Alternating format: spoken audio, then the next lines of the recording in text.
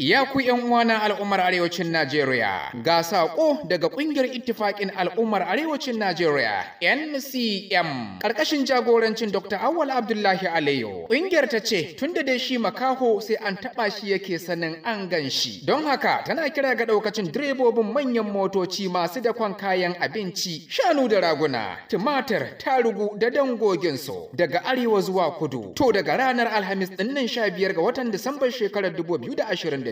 Kowa ya dakata sai yanda hali yayi. Haka na yan arewa masu tukin keke napep da okada a wancan shiya ta kudancin Najeriya, masu shaguna shushaina da masu yankan kumba yan arewa a wancan shiya su masu dakata. Daukan wannan mataki na tafiya yajin aikin ya zame mana dole, duba da yanda ake ci gaba da cin zarafin dan arewa a wancan shiya ta kudu. A tare dan arewa, a kuna dukiyarsa, a salwantar da rayuwarsa, hakanan kawai siddan babu gaira babu dalili. Bayan mu kuma arewacin Najeriya muna mutunta su. Saboda haka ƙungiyar tana kira da a bada goyon baya da buƙatar gwamnatin tarayya ta ɗauki matakin gaggawa domin gwamnonin su zo a yi wa tufka hanci. Don haka ba ɗauki wannan mataki domin a musgunawa kowa ba, sai don ƙwatowa ɗan arewa 'yancin kansa. Allah ya zaunar da mu lafiya da bunƙasar tattalin arzikin arewacin Najeriya. Amin. Sanarwa daga ƙungiyar ittifaƙin al'ummar arewacin Najeriya NCM ƙarƙashin jagorancin Dr. Awwal Abdullahi Aliyu.